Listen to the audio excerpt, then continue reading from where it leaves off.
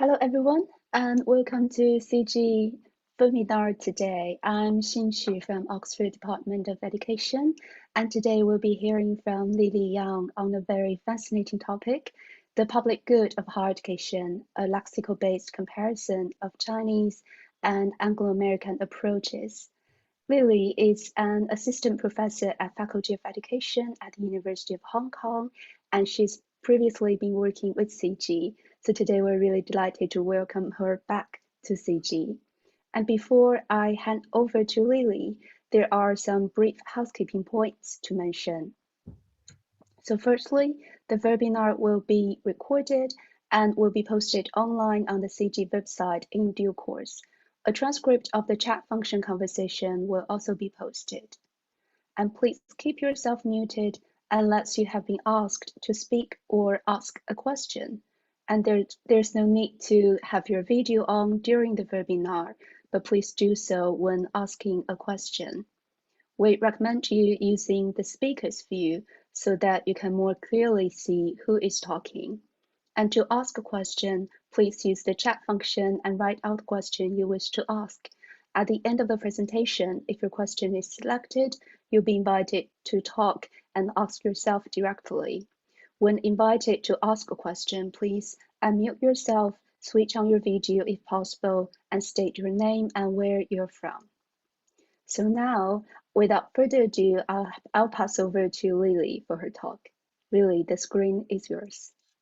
Thank you very much, Xin. And apologies if you see the flashes with my camera. I don't know what's going on, but it keeps coming again and again. Anyway, hello, everyone. And thank you, Xin, for your very kind introduction.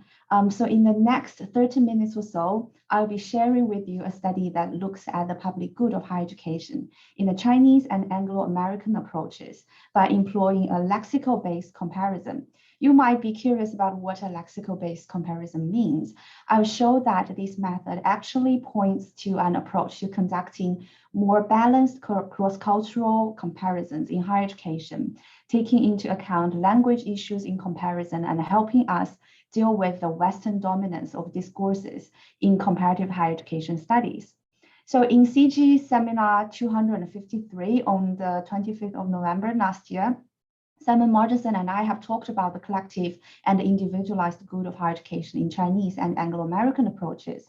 So what I shall do today is not to present another discussion of the topic, but to focus on why we need a lexical-based approach to such comparison and what it can do for us.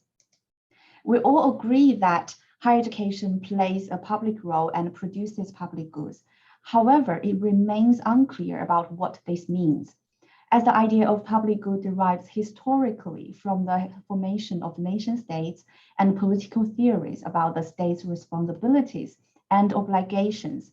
Connotations of the public good of higher education are closely related to political and educational cultures, including assumptions of government's responsibilities, state-university relations, and the relations between individualism and the collective good. However, the mainstream of the existing discussions of the public good of higher education primarily assumes the Anglo-American state, society, university assemblages.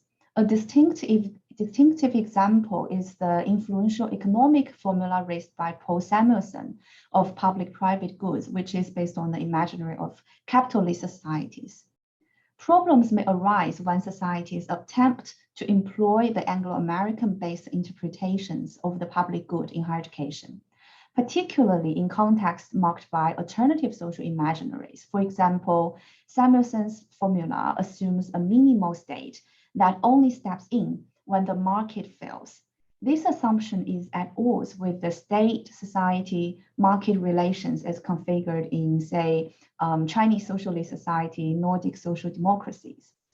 Therefore, it's essential to draw on the specific cultures in which higher education is embedded in unpacking the public good of higher education. But this is not an easy task.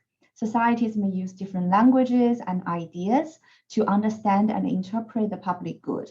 Not all languages have the equivalence of the English term of public good, and this results in difficulties in understanding relevant higher education phenomena in non-Anglo-American contexts and in conducting comparative analysis.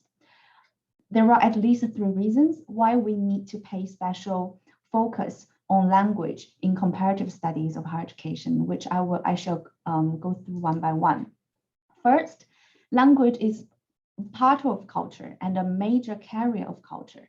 Every language form has and carries designative, associative, denotative, and connotative meanings associated with the culture where the language develops. Even when using the same language forms, people of different cultures can refer to various things. In higher education, as I will be demonstrating later, the same concept can have various meanings and reflect highly diverging underpinning cultural and philosophical ideas in different languages. Meanwhile, it can be difficult to find the equivalence of concepts of a certain language in another language. Language can be a factor to generate major dilemmas in comparative studies and mutual understanding, especially in the global literature that is dominated by English. As Chalisa argues, the dominance of the English language in academia strengthens the universalization of theories, concepts, and research methods grounded in Western societies. And this reinforces the Western hegemony of knowledge. So as a result, non-Western knowledges and ways of thinking are often ignored, marginalized, and suppressed in global academic literature and comparative studies. Secondly, there exists Western dominance of discourses in higher education studies. Underlying the worldwide passion for imitating Western higher education practice is the dominance of Western political, economic, and educational cultures and thoughts in global higher education. And these cultures and thoughts are primarily derived from the context of Hellenic Judeo-Christian heritage of Europe and the European settler states. For example, there are certain widely adopted theories and lenses in explaining higher education phenomena, including human capital theory, Bourdieu's notions of field of power, Samuelson's concepts of public goods, and world systems theory. These have been generated by Western scholars based on their work on Western societies, and a large proportion of these theories and concepts were originally written in English. Nevertheless, there exists an array of state, society, university assemblages across the world. The attempt to use the dominant thoughts to explain higher education phenomena outside Western societies can fail. Further, the attempt can narrow the imaginary of universities and human relations in general, limiting the possibilities of knowledge and being, as Shanahan and colleagues argue, privilege Western knowledge over the other in comparative studies and lead to difficulties in cross-cultural understanding and cooperation in higher education. How to address the Western dominance and give different cultures equal status in conducting comparative studies of higher education is an urgent question to be discussed. And thirdly, among all of the economic, political, and social reasons for the dominance of Western thoughts in higher education studies, the use of the English language as a global academic language deserves particular attention. To start with, higher education concepts in a certain language often carry underlying cultural and philosophical ideas and assumptions that are embedded in a specific state, society, university assemblage. The cultural baggage carried by the concepts may confine its use in another context. Nevertheless, there is often a lack of awareness of the baggage carried by English concepts among researchers in employing the concepts in non-Western higher education contexts. In other words, researchers often use English or more broadly Western concepts and thoughts as a universal lens to explain higher education phenomena, without enough attention to the appropriateness of using those concepts and thoughts in non-Western contexts. In addition, there is a lack of discussion about non-Western concepts in the global higher education literature. Even when there exist such discussions, the non-English, especially non-Western concepts, are less recognized and used. This reflects the largely unilateral flow of knowledge from the West to the rest of the world via the medium of English, not vice versa. More research is needed that focuses on developing concepts and thoughts by fully embedding in non-Western contexts. Indigenous knowledge can play an essential role. Concepts, including their cultural associations and images raised from indigenous knowledge, need to be fully discussed in comparative studies, with appropriate attention to possible challenges caused by language translation. And this leads to my next point.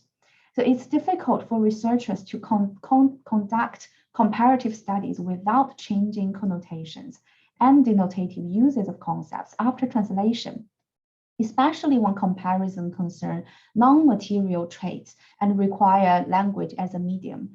In part, not all concepts in a language have direct equivalent translations in another language. Even with equivalent translations in another language, the original concept's functions can be different to that of the translations.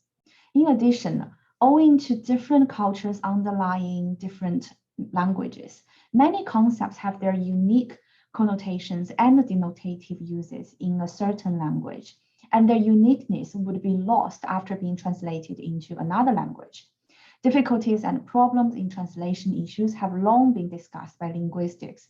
However, they are less aware of by researchers doing comparative studies of higher education. As such, I propose to employ a lexical-based comparison of the Chinese and Anglo-American approaches to the public good of higher education. And this approach takes into account and engages with the contextual and cultural settings of the languages in order to develop concepts and expressions based on their own knowledges and cultures, and then to establish bridges that connect these contextual specific concepts and expressions with each other and with global audiences for mutual dialogue and understanding. This lexical-based comparison can further reveal cultural nuances through language and help to reverse the underprivilege of non-Anglo-American knowledges in discussing the public good of higher education. This comparison follows 3 steps. The first step identifies relevant key contextual and cultural-based concepts in the Chinese and English languages with regard to the public good of higher education. The second step respectively examines the identified key concepts in each language, including the ideas and assumptions underlying the concepts, and interprets the key concepts in a detailed way in another language. And the third step discusses the issue of fit and the degree of overlap. The first step is to identify key concepts relevant to the public good of higher education in Chinese and English, respectively. The 2 processes of identification draw independently on the Chinese and Anglo-American political and educational cultures and attempt to avoid benchmarking against each other. Well, it's necessary also to note that the relevant key concepts are not static. New key concepts may emerge in the process of examining the key concepts. Well, with limited time, I could not go into details about how I identified key concepts, so I only present some of them here. And if you're interested, I'm happy to have further conversations on this process of concepts identification and selection during the Q&A session. The Chinese key concepts include 公私国家 and 天下, meaning public, private, the state, and all on heaven, the world. Please note that the English approximations in the brackets here are provided in order to give non-Chinese speakers a sense of the meanings of the terms. There is no intention to narrow the connotations of the Chinese concepts to the meanings presented in the brackets, and detailed interpretations will be provided later. The English key concepts include public, private, common, public goods, private goods, and common goods. Next, I will examine these concepts in each language and interpret them in the other language. As the webinar is delivered in English and not all of our audiences today are Chinese speakers, so it's not possible to extensively interpret these English key concepts in Chinese in the main presentation. So I will use English to articulate the ideas and assumptions underlying these concepts. The key message is to articulate the concepts rather than providing reduced definitions or translations of them.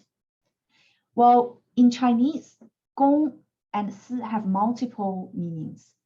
Before the spring and autumn period, 公 and 私, public and private, were used to describe physical objects such as farming tools and clothing.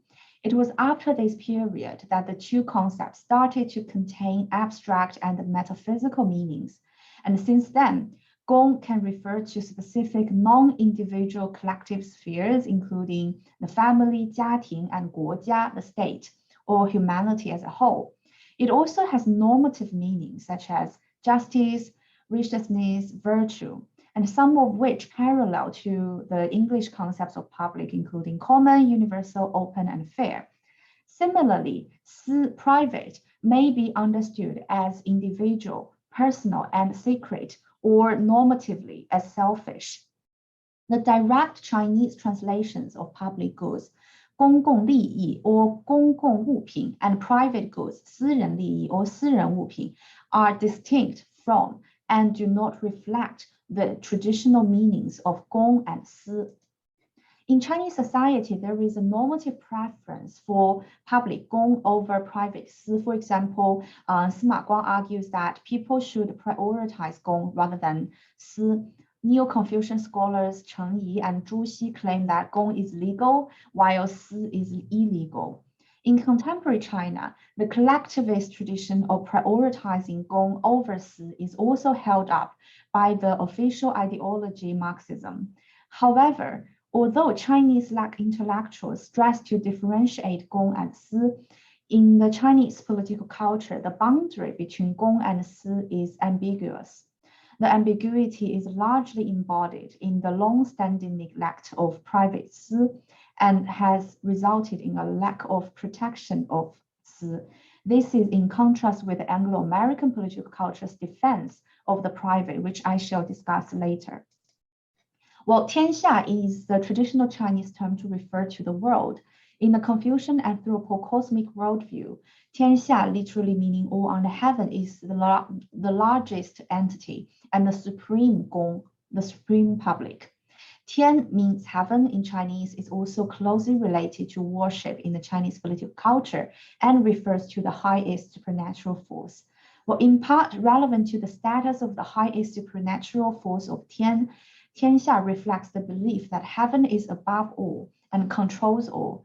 In part, 天下 is often related to the idea of 天下为公, all under heaven belongs to all and is for all, in which case 天下 is a symbolic ideal, suggesting the idea of no other and a universal civilizational order. And this no other approach to the world marks a significant difference between the Chinese and Anglo-American approaches.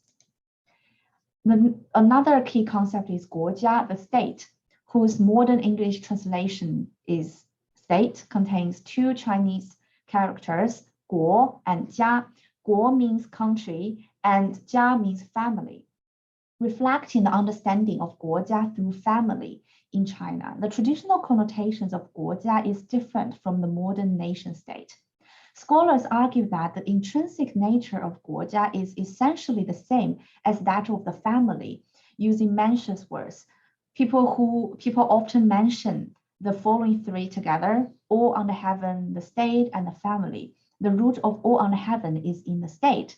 The root of a state is in the family. In addition to the family state idea, 国家 may also be understood as the civilizational state. For example, the contemporary Chinese scholar Zhang Weiwei describes the Chinese state as a civilizational state. The civilizational state has two distinctive attributes. Firstly, the longevity of Chinese civilization. And secondly, there is a lack of explicit boundaries reflecting the comprehensiveness of the imperial Chinese state, the no other idea of 天下. The family state and the civilizational state were interrelated with each other. Well, in imperial times, the emperor's family was believed to be the legitimate interpreter and representative of the Chinese civilization and 天下, as reflected in Mencius words above. Well, in other words, 国家 converged with 天下 in imperial times. And notably, the convergence of 国家 and 天下 also reflects a tradition of having a comprehensive state that takes in all under heaven, and a blurring boundary between the state and society in China, whose legacies are still salient in contemporary China and contemporary Chinese higher education. Let's move on to the Anglo-American concepts, English concepts. Well, similar to the Chinese gong, the English concept of public also has multiple meanings. In general, Public may be interpreted in two ways: the public-private dualism and the inclusive communicative public. I'm assuming that our audiences today are more familiar with relevant key English concepts, so I shall keep my discussion of these English concepts brief here. Well, the pairing of the public and private is often used as an analytical device in English with two usages. One is a political usage in which public refers to state or government, for example, in the expression of public sector. Here, private refers to non-state sector, including spheres of individual, family, and market. In higher education, public universities are often distinguished from non-state private universities.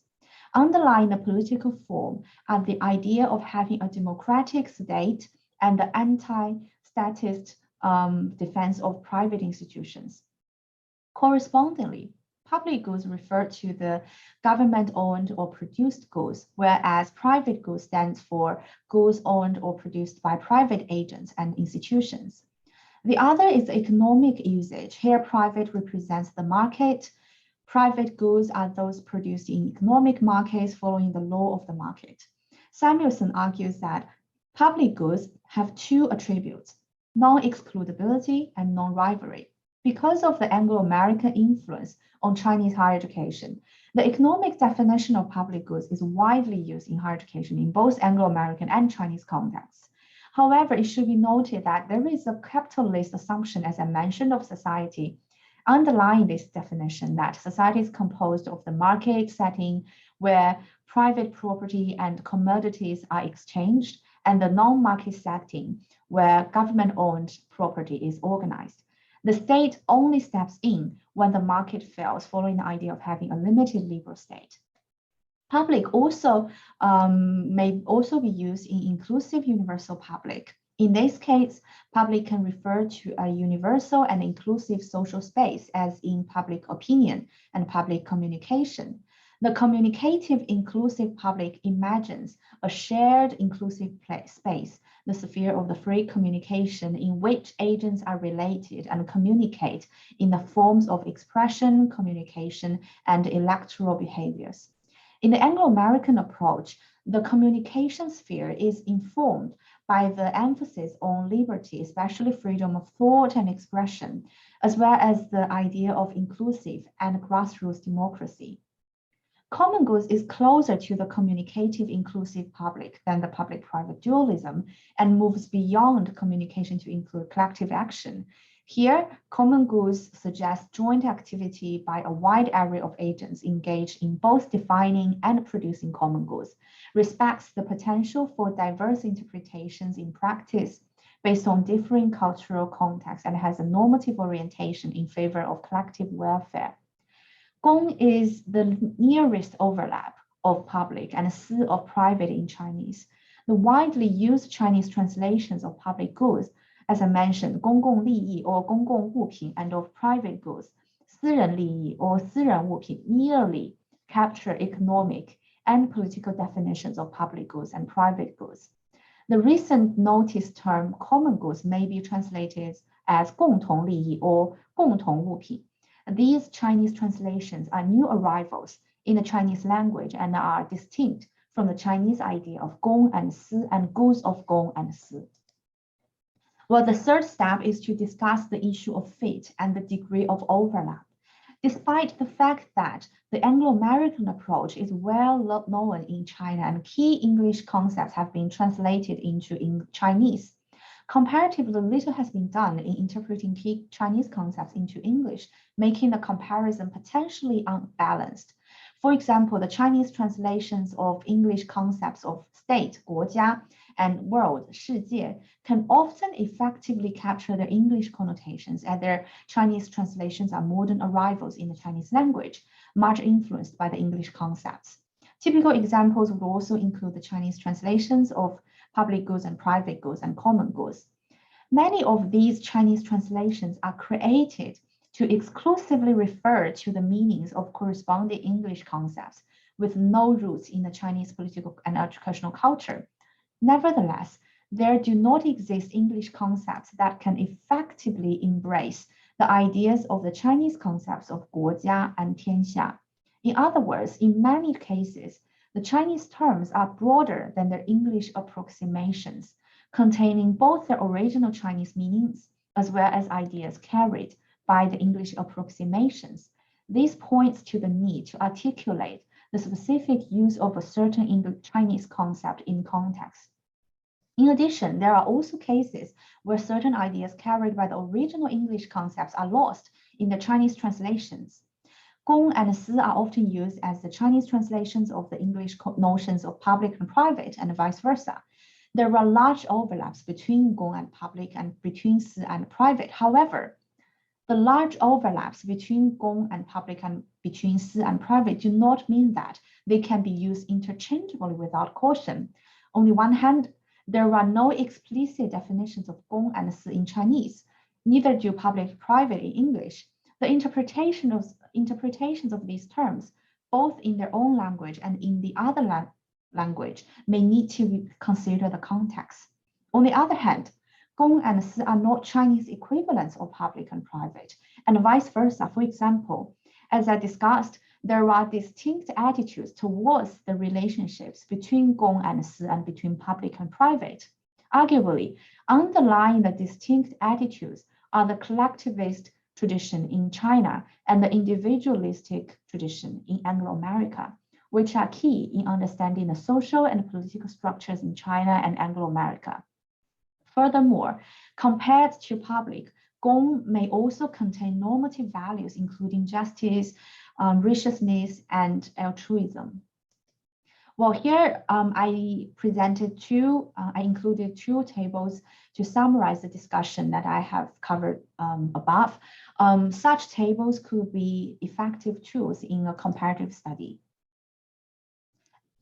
Then I'd like to highlight a few implications of the comparison of these concepts for exploring and comparing the relevant higher education practice and phenomena.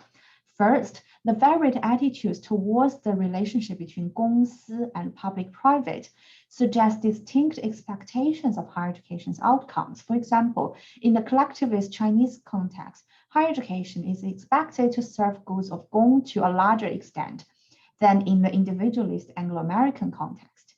Second, the Chinese idea of having a comprehensive state versus the Anglo-American idea of having a limited liberal state indicate different approaches to the organization of higher education. For example, compared to the Anglo-American value of viewing higher education as an independent and separate sector from the state, the higher education system is an apparatus of the state in China. Third, the worldview manifest in the Chinese idea of 天下 reflects an alternative way to discuss cross-border higher education activities to the Anglo-American way based on methodological nationalism. In a CGHE webinar in March this year, Simon Martinson and our chair today, Xu Xin, and myself had a specific discussion on this. And if you're interested, you might wish to watch the recording of that seminar on YouTube. So being conscious of time, I shall not expand that here. Fourth, in addition to the above differences, there are similarities also between the two political and educational cultures indicated by the key concepts. For example, it seems that the 天下 idea to a certain extent parallels with the universal public, both of which argues for the non-existence of private. So in closing, I would like to highlight the possibilities of employing the lexical-based comparison in comparative studies of higher education of additional topics and involving additional languages. A lexical-based comparison considers and reviews understanding and underlying ideas and assumptions of higher education phenomena in different contexts. It helps to avoid privileging any context and enhance the mutual understanding, dialogue, and cooperation between higher education systems. It may further contribute to the counterbalancing of the Western dominance in the global literature of higher education and be conducive to the worldwide diversity and heterogeneity of higher education. Here I also list some bibliography. Thank you very much. I welcome your questions and comments. Thank you very much, Lili. That's really fascinating. And at this point, I will encourage our audience to put your comments and questions in the chat area so that we can come back to them. But now I would like to first use my privilege as the chair today, perhaps to ask the first question, because in the presentation you've mentioned that when selecting the different important key terms and key concepts from different cultures, there are considerations behind them. So I wonder if you could elaborate a bit more on this, please. Thank you. Thank you, Xin. That's a good question. Actually, I wanted to expand on that, but I had little time, so I couldn't. In terms of identification of key concepts, what I want to highlight is that it were purely based on an exploration of the culture itself, rather than benchmarking or looking of either of the cultures through the lens of the other culture. For example, it's very straightforward that the public good of higher education, the expression is from English. And Chinese people in native Chinese, we do not often use such expression of the public good of higher education. When we use, we are primarily referring to the English translations of the 公共物品 or 公共利益. So then an exploration of the Chinese concepts need to move beyond that. So what I did was to look at what I was really wanted to explore of this topic, the public good of higher education, the public and private, the relationship between the university and the government, and the social expectations of universities and universities' outcomes, etc. So I was guided by these ideas in my mind and to explore the Chinese culture. While exploring the Chinese culture, I identified a few concepts such as 国家 and 天下 and relevant 小我, smaller self, 大我, the larger self, and relevant key concepts. So for these key concepts, they were not identified by looking through the lens of the Anglo-American or English concepts, but purely emerged from the Chinese culture. Thank you so much. That's really helpful to know, Lili. And I wonder if there are any other questions or comments from the audience. And you can also raise your hand if you would like to do that instead of typing in the chat area. And if not, I do have another question for you, Lili, if that's okay. Yeah, so I find the lexical comparison really useful and helpful in our understanding of the higher education. So it's also very helpful in, for instance, the scholarship of higher education studies. But I wonder how would you could you elaborate a bit more on how they can be wider applied, for instance, in the higher education practices or other places? Thank you very much, Xin. I think the lexical-based comparison, I see it as a tool or method of conducting comparative studies of higher education. And I found it quite useful in doing so. For example, in my own research, I compared not only the public good of higher education, but also I did a few different, did a comparison of a few different pairs of themes. For example, when I was trying to look at how the different traditional cultures approach to the student development in higher education, I identified the Chinese concept of 修身, Confucian self-cultivation. And for the Anglo-American English concept, interestingly, I used the German notion of Bildung, but I also discussed the Anglo-American take of Bildung. So by doing that, it's also an example of how the lexical-based of comparison can be used. Because if we are primarily looking at student development, we might directly think of concepts that are not in Chinese, but English concepts. But if we are trying to build on the Chinese culture, we identify specific Chinese key concepts, and then based on that, we further explore. And then it's a tiny little step for us to stop benchmarking and go beyond privileging non-Western cultures in comparison. Thank you, Lili. I can see there are questions in the chat, and one of them is relevant to the benchmarking question. So perhaps I'll first invite Ahmed to ask the question, and then the next on our question list will be Kai-Ming Cheng. Thank you. So firstly, can I invite Ahmed to ask your question, please, if you're here? If not, I will read out the question. The question was, how can we stop the benchmark, as you've mentioned, the benchmarking? Yeah, I think benchmarking, I'm not sure if we can stop benchmarking entirely, but there are steps or techniques or strategies that we can use to do that.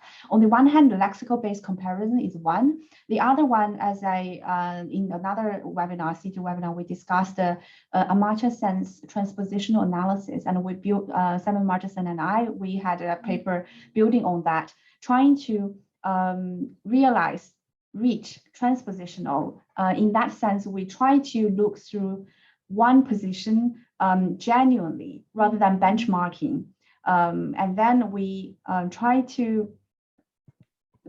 not be influenced by the English or dominant Western ideas and thoughts, but to embed deeply and engage deeply with the culture and context that we are looking at.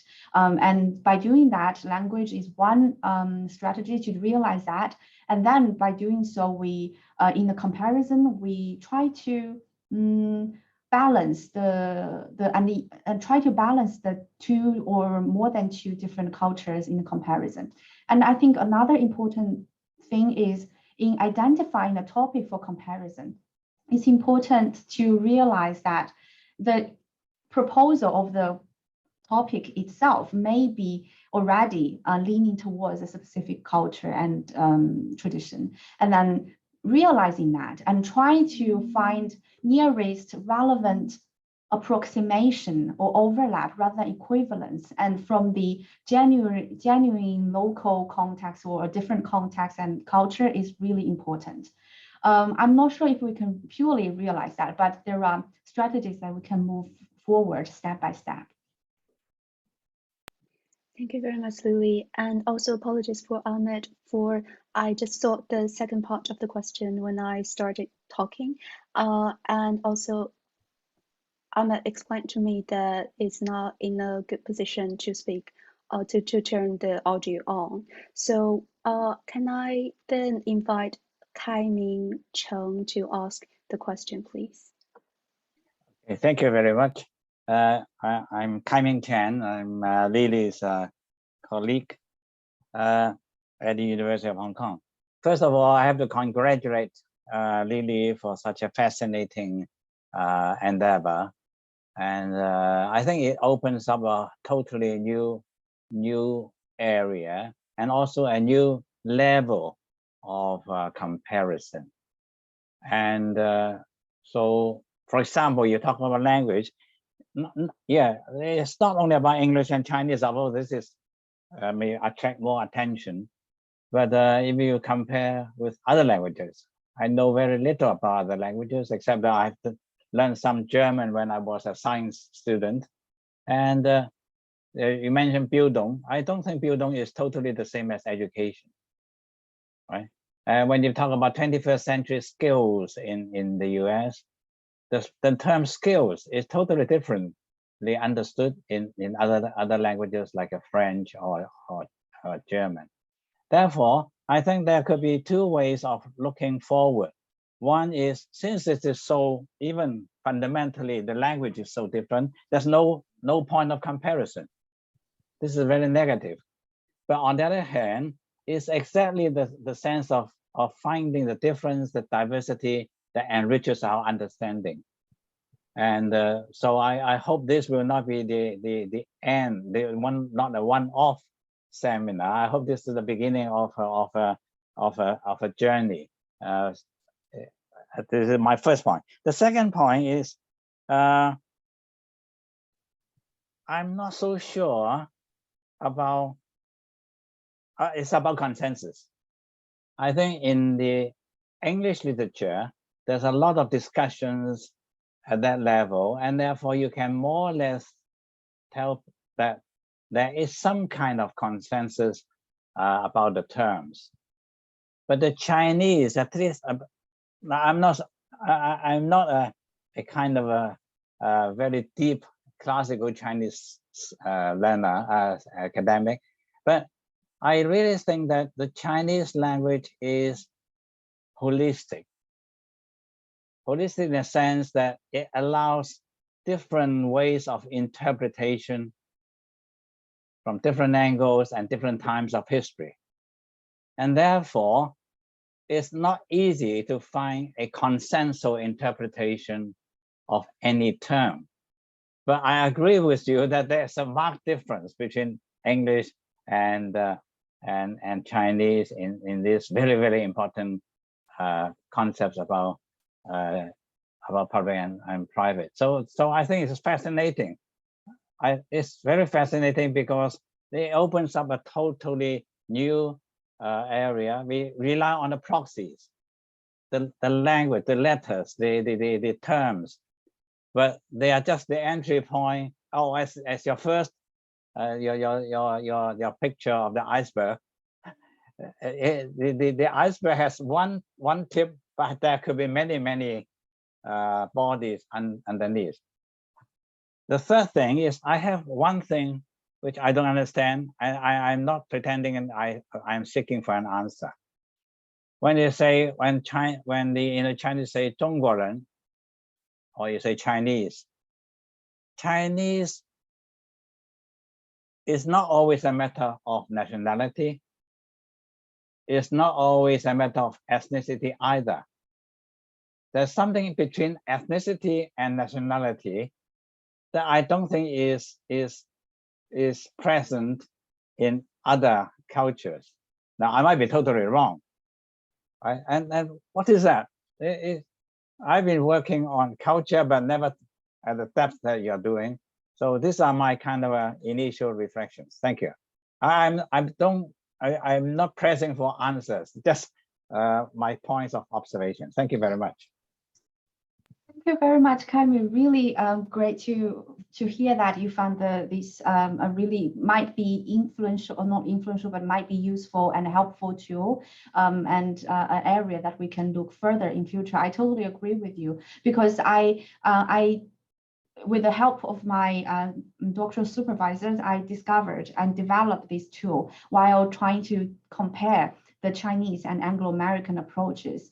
And I found that it's really difficult trying to make them, give them proper attention and equivalence while doing comparison, because easily I could privilege the English and Anglo-American tradition over the Chinese one, especially today the work was written in English, and a lot of the topic was developed from the English expression and literature. So I tried different ways of trying to overcome and address the challenges, and this was one. And I found it might be quite potential to be further used in many different other languages, and also not only in the public good of higher education, but other topics of higher education. Actually, when I was doing the looking at the literature, I found in some other fields there are more such discussions, especially in linguistics. Linguistics that they are trying to look at these concepts, their connotations and underlying ideas. But in educational studies, especially higher education, we need more such discussions. And I'm also using this platform, if I may, to calling for more researchers and scholars to look at such topic in their own research, and we together move things forward. And in relation to your point about the diversity, I totally agree with you that there is potential danger of heterogenizing the Chinese culture and Anglo-American culture, because both of them are highly diverse within themselves. And especially, for example, take the example of Chinese culture with a history of more than 2,000 years, and there are different bodies and different ethnicity groups within China. It's really hard to say what is Chinese culture, what is a Chinese interpretation of a concept. But in such a comparison, I think it's also worthwhile highlighting contrasting or striking differences between Chinese and Anglo-American, because that would be more obvious and evident, and also might further help us to promote the mutual understanding between Chinese and the English world, English-speaking world. In that sense, I think despite the potential danger, it's also worthwhile trying. But I think there is a need to further to pay more attention to the diversity. I agree with that.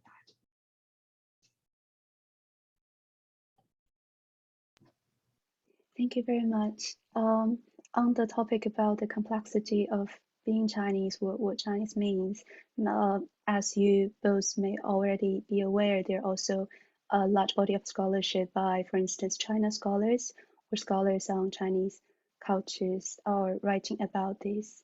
And so with this, can I invite our next audience, Teresa? Teresa has made a comment in the chat. I wonder if you would like to speak directly to Lili, please.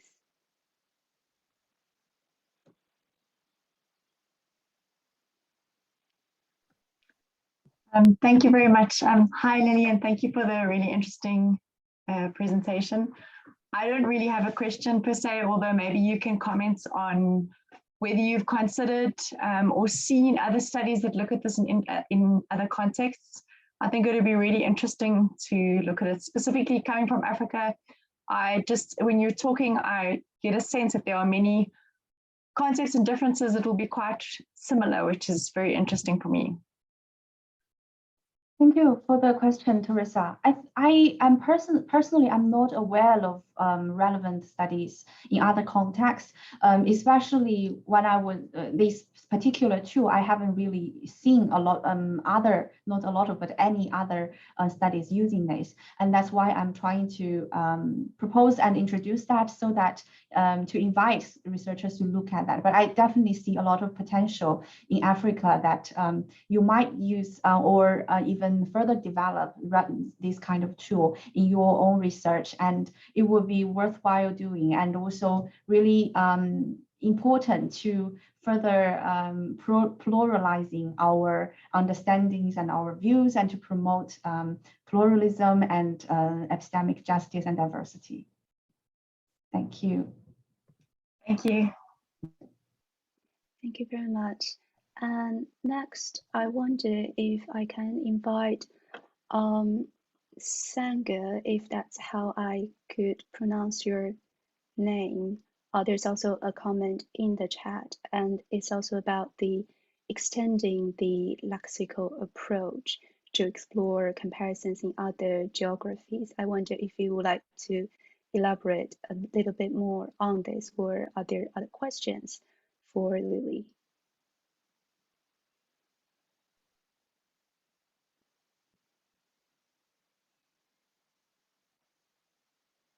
So perhaps, yes, please. Sorry, not really a question, just reiterating what the previous two people who commented in the chat were saying. I agree. I think it would be an extremely worthwhile endeavor, which is what Lili was just saying, I think. Thank you very much, Sanger. Thank you very much. Thank you very much.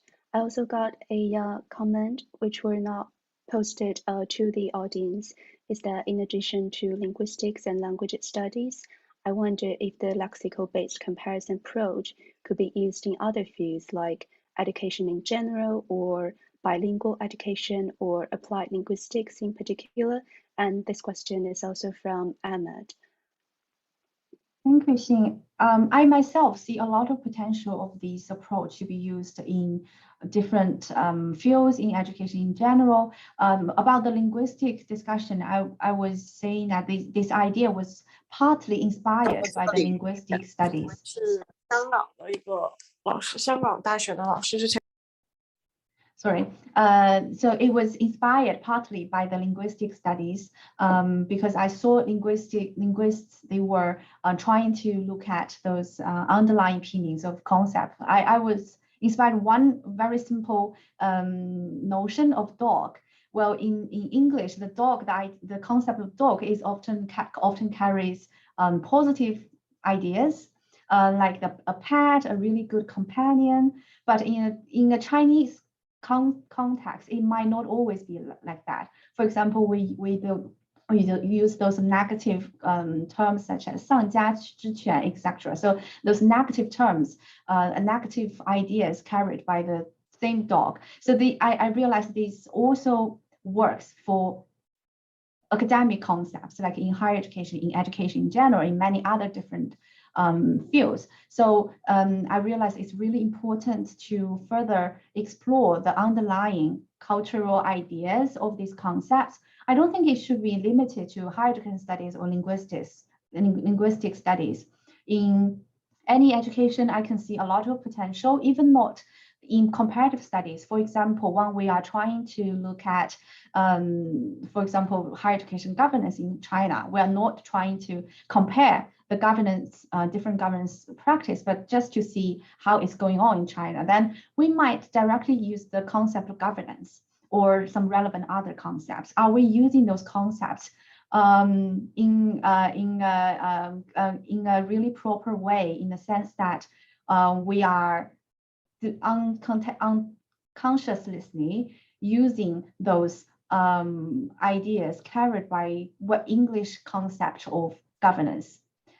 Then we may directly use those theories and lenses to explain, to analyze the practice in China or in many other contexts. It may work well or it may not work well. So in that sense, in any kind of research, I see the potential of giving enough attention to local terms, local notions, and to embed them and use that as a tool to give full credit to the indigenous knowledge and cultures. Thank you very much, Lili. And I have a final question for you, is that there are many important notions and concepts that are being discussed and being explored and researched by you and explained today. I wonder, what are some other important concepts that you think are what's being researched and studied and compared further in both the Chinese traditions and also the Anglo-European traditions? Thank you. Thank you, Xing. I think perhaps one, the first one that came to my mind, and one that is highly contentious, is the freedom and liberty. So we often, when we talk about freedom and liberty, especially in higher education, we talk about academic freedom, university governance, etc. We are assuming the Western notions of freedom and liberty. And if we fully employ such notions, then anyone could easily criticize practice in many other contexts, including in China. But when I was exploring the relevant terms in the Chinese context, I found there are some local Chinese indigenous terms, such as the free will, 智, is a really interesting and important notion for us to understand, because it highlights the free will. But the Chinese tradition tends to distinguish or separate these free will and the freedom to act, which was actually highlighted to be integrated in the English or in the Anglo-American culture. So this is really interesting and potentially very useful for us to understand what things are going on, why it's going on in terms of university autonomy and academic freedom in contexts across the world, in all over the world. Definitely, I agree with you, Lili. That's a really important concept that was further exploring. And on this note, perhaps we will close today's webinar. And thank you, Lili, once again so much. And also thank you to all the audience today. It's such a rich and enlightening and inspiring session with the cross-cultural discussions and comparisons. The recording and transcription will be posted on the CG website soon, and I trust the conversations will keep continuing beyond the webinar.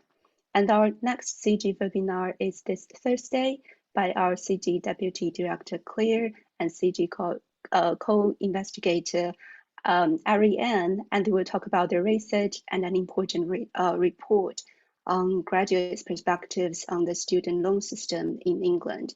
Please find the details in the chat area, and you're more than welcome to join us then. Also, please also find the information about the CG annual conference. We look forward to seeing you there. So on this note, thank you so much all, and take care and bye for now. Thank you, everyone. Bye-bye. And thank you, Xin. Thank you.